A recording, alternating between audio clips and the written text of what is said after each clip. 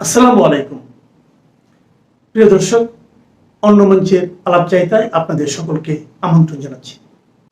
বাংলাদেশের অন্তর্বর্তী সরকার এ নিয়ে পঞ্চমবারের মতো তলব করল ভারতীয় হাই কমিশনার প্রণয় ভার্মাকে। সবশেষ 14ই ডিসেম্বর দেশটির পররাষ্ট্র মন্ত্রণালয় ঢাকায় নিযুক্ত ভারতের হাই কমিশনার প্রণয় ভার্মাকে তলব করেছে। অভিযোগ, নেতা কর্মীদের সন্ত্রাসী কর্মকাণ্ডে জড়িত থাকার আহ্বান জানানোর জন্য ভারতে থাকা সাবেক প্রধানমন্ত্রী শেখ হাসিনাকে সুযোগ দেওয়া হচ্ছে। বাংলাদেশের অভিযোগের জবাবে পাল্টা তীর ছুঁড়েছে ভারত। দেশটির সব অভিযোগ অস্বীকার করে উল্টো যেটা ছুড়ে দিয়েছে সেটা হলো ভারত বাংলাদেশের দ্রুত অন্তর্ভুক্তিমূলক, অবাধ ও সুষ্ঠু নির্বাচন চায়, আর বাংলাদেশের অন্তর্বর্তী সরকার শান্তিপূর্ণ নির্বাচন অনুষ্ঠানের লক্ষ্যে প্রয়োজনীয় ব্যবস্থা সহ অভ্যন্তরীণ আইন শৃঙ্খলা নিশ্চিতে প্রয়োজনীয় সব ব্যবস্থা যাতে নেয় সেই পরামর্শ দিয়েছে। এমন তলব আর অভিযোগ প্রত্যাখ্যানে প্রতিবেশী দেশ দুটির মধ্যকার শীতল সম্পর্ক আরও শীতল হয়ে যায় কিনা সে আশঙ্কা দেখা দিয়েছে। বিশেষ করে বাংলাদেশের জাতীয় সংসদ নির্বাচনে প্রতিবেশী দেশের সাথে এমন সম্পর্ক কতটুকু প্রভাব রাখে সেটাই বিশ্লেষকদের ভাবনার জগৎকে নাড়া দিচ্ছে। তবে বাংলাদেশের অন্তর্বর্তী সরকার কূটনৈতিক ব্লেম ডিফ্লেকশনের অলিম্পিকে স্বর্ণপদক জেতার চেষ্টা করলেও ওসমান হাদির উপর হামলাকারীদের 2 দিনেও ধরতে পারেনি, বরং ডিবি পুলিশ সাংবাদিক আনিস আলমগীরকে নিজেদের কার্যালয়ে তুলে নিয়ে গিয়ে নতুন করে বিতর্কের জন্ম দিচ্ছে। আবার সরকারিভাবে চলছে ব্র্যান্ডিং কার্যক্রম। দায়িত্ব নেওয়ার পর থেকে পাহাড় সম ব্যর্থতার নিচে চাপা পড়ে থাকা বিডার নির্বাহী চেয়ারম্যান আশিক চৌধুরী এবার বিজয় দিবসে উড়বেন আকাশে। তার হেলমেটে থাকবে ওসমান হাদির ছবি। সেই হেলমেট হাতে আশিক চৌধুরীকে নিয়ে পিআর ক্যাম্পেইন চলছে জোরে সোরে। এয়ার শোতে সশস্ত্র বাহিনীর 53 সদস্যরও অংশ নেওয়ার কথা। তবে নায়ক হিসেবে আশিক চৌধুরীকে তুলে ধরছে প্রধান উপদেষ্টার প্রেস টিম। সরকার সমর্থকেরা সন্দেহভাজন হামলাকারীদের সীমান্ত প্রেরণের খবর দিলেও পুলিশ বলছে এমন কোনো তথ্য তাদের কাছে নেই। এর মাঝেই বোমা ফাটানোর এক খবর এসেছে বাংলাদেশের সংবাদ মাধ্যমে। একটি পত্রিকা দাবি করছে প্রধান সন্দেহভাজনের সঙ্গে একটি বড় ইসলামী দলের কিছু নেতার সম্পৃক্ততা পেয়েছে গোয়েন্দারা। গত শুক্রবার ইনকিলাব মঞ্চের মুখপাত্র ওসমান হাদির উপর হামলাটি ছিল অত্যন্ত ভয়াবহ। নির্বাচনের তফসিল ঘোষণার মাত্র 18 থেকে 24 ঘন্টা পার হতে না হতেই দিনে দুপুরে অজ্ঞাত হামলাকারীরা মোটরসাইকেলে এসে তাকে লক্ষ্য করে গুলি করে। গুরুতর আহত হাদি বর্তমানে এভার কেয়ার হাসপাতালে চিকিৎসাধীন। তার অবস্থা এখনো আশঙ্কাজনক। সবশেষ খবর হলো 15 ডিসেম্বর দুপুরে ওসমান হাদিকে উন্নত চিকিৎসার জন্য সিঙ্গাপুরে পাঠানোর সিদ্ধান্ত নিয়েছে অন্তর্বর্তী সরকার। গণমাধ্যমের খবরে বলা হয়েছে ওসমান হাদিকে পাঠানোর জন্য প্রয়োজনীয় মেডিকেল এয়ার অ্যাম্বুলেন্স, চিকিৎসক দল ও ভ্রমণ সংক্রান্ত সব প্রস্তুতি শেষ করা হয়েছে। দর্শক, ওসমান হাদির উপর হামলার ঘটনাটি শুধু নির্বাচনের সম্ভাব্য একজন প্রার্থীর উপর আক্রমণ নয়, বরং এটি অন্তর্বর্তী সরকারের নিরাপত্তার নাজুক চিত্রের উপর এক হাই ভোল্টেজ থাপ্পড়। প্রধান উপদেষ্টা মোহাম্মদ ইউনূস এক সময় এই নির্বাচনকে ইতিহাস সেরা উৎসব মুখর নির্বাচনের টঙ্কা বাজাচ্ছিলেন। থানা থেকে লুট হওয়া অস্ত্রগুলো উদ্ধার এবং জেল থেকে পালিয়ে যাওয়া সন্ত্রাসীদের ধরার জন্য সরকারকে নানা মহল থেকে পরামর্শ দেওয়া হয়েছিল, কিন্তু সরকার সেই পরামর্শে কোনো কর্ণপাতই করেনি। ফল হিসেবে যেটি হলো, ওসমান হাদির উপর হামলার পর প্রধান উপদেষ্টার বিবৃতিতে রাতারাতি সেই উৎসব শব্দটি উধাও হয়ে যায়। এই ঘটনাটি স্পষ্ট করে দিল নির্বাচনকে উৎসবের আবহে নিয়ে যাওয়ার আহ্বান বাস্তবতার সঙ্গে কতটুকু ফারাক তৈরি করেছে। অভ্যন্তরীণভাবে যখন সরকার নিরাপত্তার উদ্বেগকে পাত্তা না দিয়ে পেঁয়াজের দাম বাড়ার আলোচনায় চলে যান, তখন প্রশ্ন ওঠে, মানুষের জীবনের দাম কি আলু পেঁয়াজের চেয়েও সস্তা হয়ে গেল নাকি? সংকট দেখা দিলে বারবার যা করে 13 ডিসেম্বর সেটাই করেছিলেন অধ্যাপক ইউনূস। যমুনায় ডাকেন 3 মিত্র বিএনপি, জামাত ইসলামী আর কিংস পার্টি এনসিপিকে। সেই বৈঠক শেষে এনসিপির আহ্বায়ক নাহিদ ইসলাম সাংবাদিকদের জানিয়েছিলেন, শেখ হাসিনা দিল্লিতে বসে যে কথা বলছেন তার পেছনে ভারতের প্রত্যক্ষ কিংবা পরোক্ষ মদদ আছে। সেজন্য বাংলাদেশ সরকার যাতে ভারতের হাই কমিশনারকে ডেকে কৈফিয়ত তলব করেন সেই পরামর্শ অধ্যাপক ইউনূসকে দিয়েছিল নাহিদ ইসলামের দল। অবশ্য বিএনপি ও জামাত ইসলামী নেতাদের পক্ষ থেকে এ ধরনের বক্তব্য পাওয়া যায়নি। একদিনের মধ্যেই অন্তর্বর্তী সরকার পররাষ্ট্র মন্ত্রণালয় কিংস পার্টির সেই পরামর্শ অনুযায়ী ভারতীয় হাই কমিশনারকে ডেকে পাঠান। বাংলাদেশের পররাষ্ট্র সচিব রাষ্ট্রীয় অতিথি ভবন পদ্মায় ভারতীয় হাই কমিশনারকে ডেকে যা বললেন তার মূল কথা, ভারতে থাকা বাংলাদেশের সাবেক প্রধানমন্ত্রী শেখ হাসিনা বাংলাদেশের শান্তি ও নিরাপত্তা বিঘ্নিত করার এবং আসন্ন নির্বাচন বানচালের উদ্দেশ্যে ক্রমাগত উস্কানিমূলক বক্তব্য দিচ্ছেন, যা তার দলের সমর্থকদের সন্ত্রাসী কার্যকলাপ চালানোর জন্য প্ররোচিত করছে। ঢাকা অভিযোগ করেছে, ভারতে অবস্থানরত সাবেক প্রধানমন্ত্রী শেখ হাসিনা অব্যাহতভাবে বিস্ফোরক বক্তব্য দিয়ে যাচ্ছেন। তিনি তার সমর্থকদের সন্ত্রাসী কর্মকাণ্ড চালিয়ে আসন্ন নির্বাচন বানচাল করতে প্ররোচিত করছেন। বাংলাদেশের পররাষ্ট্র মন্ত্রণালয়ের পক্ষ থেকে হাই কমিশনের কাছে গুরুতর উদ্বেগ প্রকাশ করা হয় এবং ভারত সরকারের কাছে দ্রুত পদক্ষেপ নেওয়ার দাবি জানানো হয়। এখানেই শেষ নয়, তারা শুধু উস্কানিমূলক বক্তব্য বন্ধ করার দাবি জানায়নি, বরং শেখ হাসিনা এবং তার সাবেক স্বরাষ্ট্রমন্ত্রী আসাদুজ্জামান খান কামালকে বাংলাদেশের আইনি কর্তৃপক্ষের কাছে দ্রুত প্রত্যর্পণের আহ্বানও পুনর্ব্যক্ত করেছে। দর্শক, দিল্লি ঢাকার এই অভিযোগ শুধু প্রত্যাখ্যান করেই ক্ষান্ত হয়নি, উল্টো তাদের ইটের বদলে পাটকেলের মতো কিছু একটা ছুড়ল।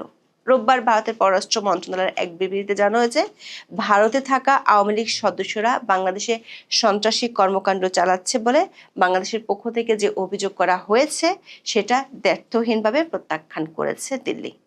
ভারতের পররাষ্ট্র মন্ত্রণালয় বলেছে, বাংলাদেশের অন্তর্বর্তীকালীন সরকার 14 ডিসেম্বর এক প্রেস নোটে যে বক্তব্য দিয়েছে তা ভারত দ্ব্যর্থহীনভাবে প্রত্যাখ্যান করেছে। ভারত বলছে, তারা বাংলাদেশের শান্তিপূর্ণ পরিবেশে অনুষ্ঠিত একটি অবাধ, নিরপেক্ষ, অন্তর্ভুক্তিমূলক এবং বিশ্বাসযোগ্য নির্বাচনের পক্ষে। দর্শক, গত মার্চ থেকে ভারত বাংলাদেশের কাছে অন্তর্ভুক্তিমূলক নির্বাচনের কথা বলে আসছে। বিশ্লেষকরা মনে করেন, এই অন্তর্ভুক্তিমূলক নির্বাচন শব্দটি হলো ভারতের কূটনৈতিক গোল।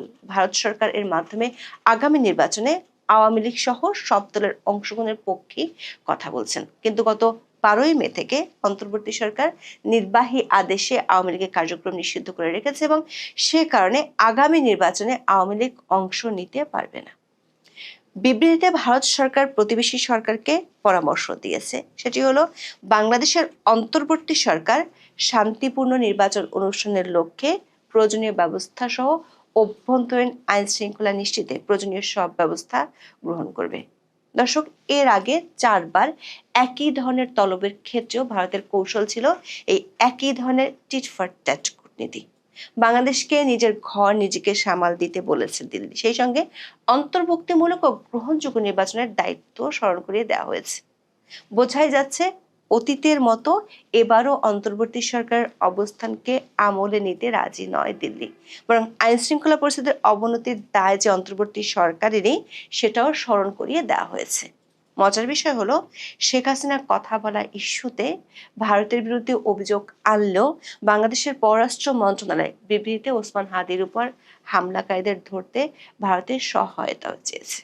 দর্শক, যদি ঢাকা সত্যি বিশ্বাস করে যে দিল্লির সন্ত্রাসী উস্কানি দিচ্ছে, তবে একই নিঃশ্বাসে কেন সেই সন্ত্রাসীদের ধরতে তাদেরই সহযোগিতা চাওয়া হচ্ছে?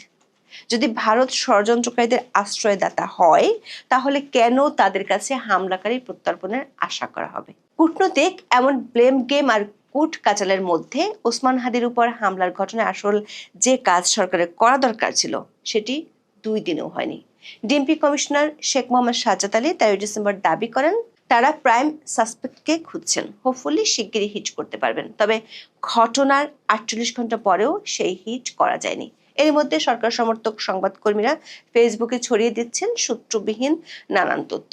একটি চাঞ্চল্যকর হামলার ঘটনা ঘটার পরপর এভাবে হরে ধরে গোয়েন্দা বাহিনী গড়ে ওঠার নজির বাংলাদেশে তো বটেই, সারা বিশ্বেই সম্ভবত বিরল। যে যার মতো করে তথ্য প্রচার করছেন ফেসবুকে, দেখে মনে হতে পারে দেশে পেশাদার কোনো তদন্ত কর্তৃপক্ষ নেই। সরকার সমর্থকদের দাবি অনুযায়ী প্রধান সন্দেহভাজন ফয়সাল করিম মাসুদ এবং তার মোটর বাইক চালক আলমগীর হোসেন সীমান্ত পাড়ি দিয়ে ভারতে চলে গেছেন। সীমান্ত পার হওয়ার সময় এমনকি ভারতে তাদের অবস্থানের তথ্য পাওয়া যাচ্ছে ফেসবুকে, যদিও পুলিশের পক্ষ থেকে অবশ্য এর সত্যতা নিশ্চিত করা হয়নি। ডিএমপির উপপুলিশ কমিশনার মোহাম্মদ তালিবুর রহমান 14 ডিসেম্বর জানান, ওসমান হাদির উপর হামলাকারীরা ভারতে পালিয়ে গেছেন কি না এমন কোনো তথ্য আইন শৃঙ্খলা বাহিনীর কাছে নেই। প্রশ্ন হলো, সরকার কি সত্যি নির্বাচনের উপযোগী আইন শৃঙ্খলা নিশ্চিত করতে মনোযোগী? বেহাল পরিস্থিতি নিয়ে সারা দেশে প্রচন্ড উদ্বেগের মধ্যেও স্বরাষ্ট্র উপদেষ্টা জাহাঙ্গীর আলম চৌধুরী সম্প্রতি দাবি করেন বাংলাদেশে কারো কোনো নিরাপত্তা ঝুঁকি বা শঙ্কা নেই। এদিকে সরকার ও সরকার সমর্থকেরা যখন হাদির গুলিবিদ্ধ হওয়ার দায় এককভাবে আওয়ামী লীগ ও ভারতের উপর চাপাতে ব্যস্ত, তখন বোমা ফাটানো এক প্রতিবেদন প্রকাশ করেছে ইনকিলাব। তাদের দাবি, ওসমান হাদিকে গুলির ঘটনায় সন্দেহভাজন ফয়সালের সঙ্গে দেশের একটি বড় ইসলামী দলের কিছু নেতার সম্পৃক্ততা পেয়েছেন গোয়েন্দারা। গুলি চালানোর পর ফয়সাল মোটরসাইকেলে প্রথমে সাভার ও পরে ধামরাই যান বলেও দাবি করা হয় প্রতিবেদনে। এরপর অন্য একটি গাড়িতে নালিতাবাড়ি এলাকা এবং সেখান থেকে সীমান্তে যান। ফয়সাল এরপর সীমান্ত পার হয়ে ভারতে চলে গেছেন নাকি বাংলাদেশে আছেন তা খতিয়ে দেখছে আইন শৃঙ্খলা বাহিনীর সদস্য ও গোয়েন্দারা। ইনক্লেভের এই প্রতিবেদনের দাবির সত্যতা নিয়ে এখনো পর্যন্ত সরকারের পক্ষ থেকে কোনো আপত্তি তোলা হয়নি। দর্শক, হাদির উপর হামলাকারীদের ধরতে না পারলেও ডিবি পুলিশ ধরে নিয়ে গেছে সাংবাদিক আনিস আলমগীরকে। 14 ডিসেম্বর রাতে আনিস আলমগীর প্রথম আলোকে বলেছেন, ধানমন্ডি এলাকার একটি জিম থেকে তাকে ডিবি কার্যালয়ে নিয়ে যাওয়া হয়েছে। এসব বিতর্কের মাঝে হাদির উপর হামলাকারীদের গ্রেপ্তারের চেয়ে অন্য বিভিন্ন দিকে সরকার অতি আগ্রহ নিয়ে রয়েছে সমালোচনা। জুলাই আন্দোলনের পরিচিত মুখ মাথায় গুলিবিদ্ধ অবস্থা যখন জীবন সংশয়ে, ঠিক তখন চলছে ব্যতিক্রমী ব্র্যান্ডিং। এর মধ্যমণি হিসেবে হাজির হয়েছেন নিজের দায়িত্ব পালনের চরম ব্যর্থ বিজার নির্বাহী চেয়ারম্যান আশিক চৌধুরী। মহান বিজয় দিবসের এয়ার শোতে 54 জন প্যারাট্রুপার বাংলাদেশের পতাকা নিয়ে প্যারাট্রুপিং করার কথা। এই আয়োজনে সশস্ত্র বাহিনীর রাট্রুপারদের সঙ্গে আশিক চৌধুরীও থাকবেন। তবে তাকে নায়ক হিসেবে দেখিয়ে কয়েকদিন ধরে চলছিল সরকারের পিআর ক্যাম্পেইন। হাদি গুলিবিদ্ধ হওয়ার পর এতে যোগ হয় নতুন মাত্রা। প্রধান উপদেষ্টার প্রেস টিম জানায়, আশিক চৌধুরীর হেলমেটে থাকবে ওসমান হাদির ছবি। এমন এক হেলমেট হাতে আশিক চৌধুরীর একক ছবিও প্রকাশ করা হয়েছে। সেটি নিয়ে বড় করে সংবাদ প্রচার হচ্ছে বিভিন্ন মিডিয়ায়। বিষয়টি নিয়ে সামাজিক যোগাযোগ মাধ্যমে বিভিন্ন আলোচনা শুরু হয়েছে। অনেকের অভিযোগ, মৃত্যুর সঙ্গে পাঞ্জা লড়ছে এমন একজনকে নিজেদের ব্র্যান্ডিং এর কাজে ব্যবহার করছে সরকার। সত্যি সত্যি তারা বিষয়টি নিয়ে আন্তরিক হলে 54 প্যারাট্রুপারের হেলমেটই রাখা যেত হাদির ছবি। তা না করে আশিক চৌধুরীর মতো এক ব্যর্থ ব্যক্তিকে হিরো করার সস্তা উপায় বেছে নেওয়া হয়েছে। 54 জন প্যারাট্রুপারের মধ্যে সশস্ত্র বাহিনীর 53 জনের নাম কেন হারিয়ে গেল তা নিয়ে তৈরি হচ্ছে ক্ষোভ। গুরুতর একটি ঘটনাকে কতভাবে নিজেদের প্রয়োজনে ব্যবহার করা সম্ভব তার নজির শুরু থেকে দেখিয়ে যাচ্ছে অন্তর্বর্তী সরকার। প্রশ্ন হলো, এর মাধ্যমে দেশের অর্জন কি হচ্ছে? ব্র্যান্ডিং এর ঝড়ে সংকট দূর করা কি সম্ভব হচ্ছে, নাকি আরো জটিল ঘূর্ণাবর্তে হারিয়ে যাচ্ছে দেশ? এখন এ পর্যন্ত। সবাই ভালো থাকুন, সুস্থ থাকুন, নিরাপদে থাকুন। দেখা হবে আগামী পর্বে।